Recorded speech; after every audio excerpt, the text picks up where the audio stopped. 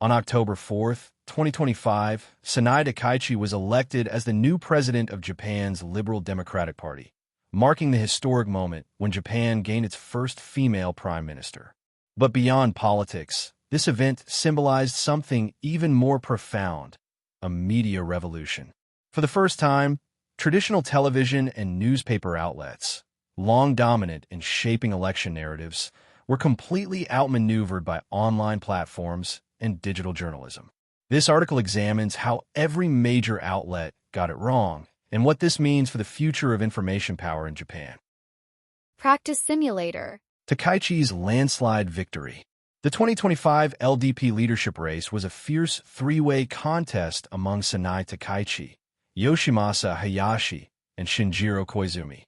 In the final runoff, Takaichi secured 185 votes, 149 from lawmakers and 36 from local members, defeating Koizumi's 156 votes, 145 lawmakers, and 11 local.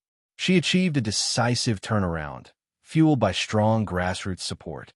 The outcome shattered the forecasts of all major outlets, Nikkei, Yomiuri, Asahi, and NHK included, each of which had predicted a Koizumi edge. NHK and Asahi in particular reported that Takaichi would struggle beyond the conservative base, but reality told a different story. Why the media got it wrong? The main reason for this failure was the misreading of party member sentiment. Nikkei wrote before the vote that Koizumi was expanding support as a reformer, while Yomiuri called him a symbol of generational change. Asahi and Mainichi, from a liberal perspective, painted Takaichi as a hardline conservative and an Abe loyalist. Television stations followed the same tone. TBS and TV Asahi, while acknowledging her as the first potential female PM, repeatedly questioned her aggressive stance on security. These narratives, however, diverged from the actual priorities of LDP members, many of whom valued economic revival and national resilience over fiscal restraint. The elite-centric analysis of Tokyo-based media failed to capture this provincial conservatism.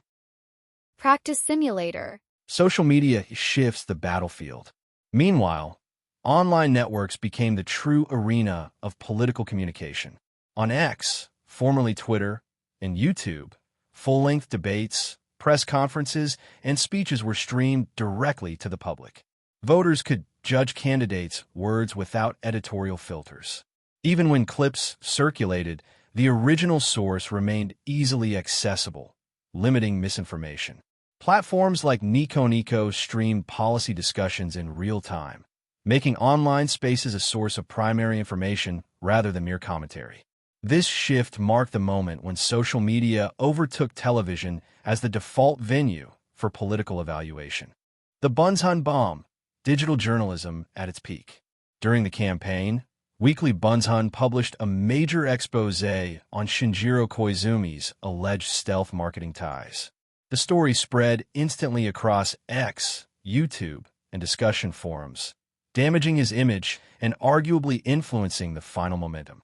Bunshun, once a traditional print magazine, has mastered the hybrid model of investigative journalism and online virality, publishing scoops on its website first, then letting social media amplify them before other outlets follow up.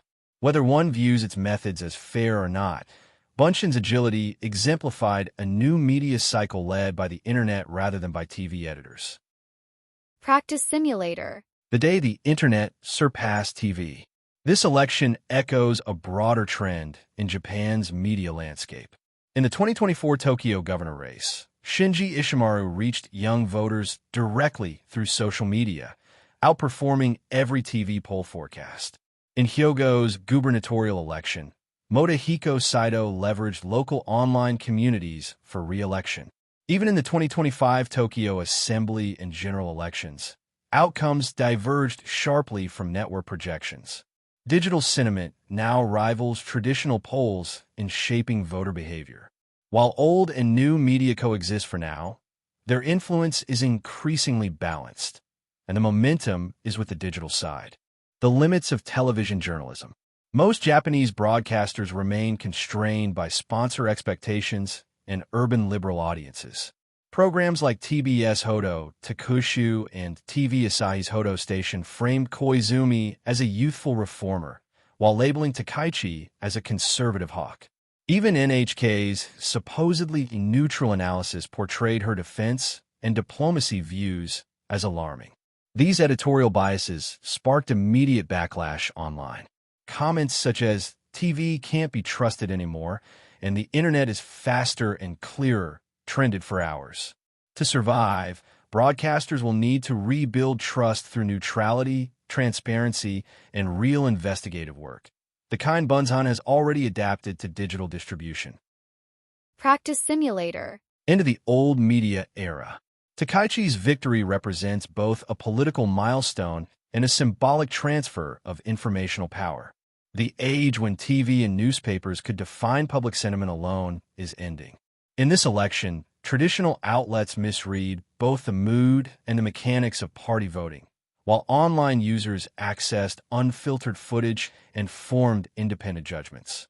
For legacy media to regain credibility, they must embrace transparency and restore balance in political coverage. Otherwise, they risk being relegated to second-hand interpreters of stories already broken online. The rise of Sanae Takaichi thus marks not just Japan's first female premiership, but the dawn of a new media order. The best way to master trading with Simulator.